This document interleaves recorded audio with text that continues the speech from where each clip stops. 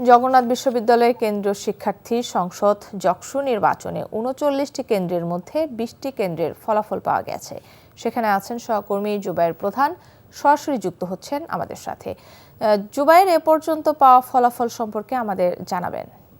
কাকলি ২৪ ঘন্টারও বেশি সময় পেরিয়েছে নির্বাচনের ভোট গ্রহণ কার্যক্রম গতকাল 3:30 নাগাদ শেষ হয়েছে। এখন পর্যন্ত ভোটের যে ফলাফল গণনার কার্যক্রম সেটি আমরা দেখছি এবং এখানে দেখছি যে দীর্ঘ সময় ধরেই ফলাফলের যে ভোট গণনার কাজ সেটি চলছে এবং এখন পর্যন্ত যে পাওয়া তথ্য আমরা 20টি কেন্দ্রের ফলাফল আনুষ্ঠানিকভাবে যে ঘোষণা সেটি জানতে পেরেছি এবং সেখানে এখন পর্যন্ত 20টি কেন্দ্রের মধ্যে ছাত্রদল এবং ছাত্র অধিকার পরিষদের বিপি প্রার্থী তিনি এগিয়ে রয়েছেন এবং বাকি যে পদগুলো রয়েছে শীর্ষস্থানীয় সেটিতে কিন্তু ছাত্র শিবিরের প্যানেলে যারা রয়েছেন তারা কিন্তু এগিয়ে রয়েছে। আমরা দেখছি যে এজিএস পদে যিনি দাঁড়িয়েছেন আব্দুল আরিফ তিনি কিন্তু বিপুল ভোটের ব্যবধানে এগিয়ে রয়েছেন। এখন পর্যন্ত যেই প্রাপ্ত তথ্যগুলো রয়েছে আমরা দেখছি একই সাথে এখানে যে প্রার্থীদের উপস্থিতি তারা এখানে এসে ভোটের যে ফল গণনা ভোটের যেই আনুষ্ঠানিক ঘোষণা এখান থেকে করা হচ্ছে সেটির জন্য তারা এখানে এসে উপস্থিত হয়েছেন, জড়ো হয়েছেন।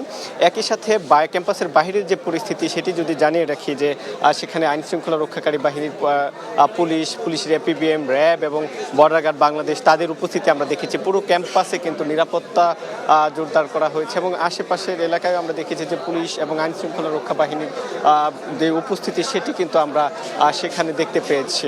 20টি কেন্দ্রের ফলাফল আমরা যদি জানিয়ে রাখি, 18 নম্বর কেন্দ্রে যখন ফল ঘোষণা করা হয় তখন ছাত্র শিবিরের প্যানেলের যিনি রয়েছেন তিনি এগিয়েছিলেন এবং তার পরবর্তী যখন ঘোষণা করা হয় তখন আবার দেখছি আরেকজন প্রার্থী এসে কিন্তু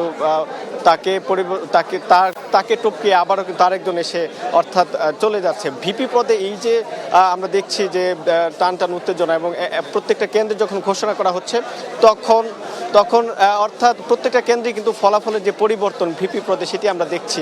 মূল যে 39টি কেন্দ্র রয়েছে এই 39টি কেন্দ্রের ফলাফল শেষে বলা যাবে আসলে ভিপি পদে কে নির্বাচিত হচ্ছেন এবং বাকি পদগুলোতে এখন পর্যন্ত কিন্তু ছাত্র শিবিরের প্যানেলের প্রার্থীরা কিন্তু এগিয়ে রয়েছেন। তো কাকলি, এই ছিল আমার কাছে।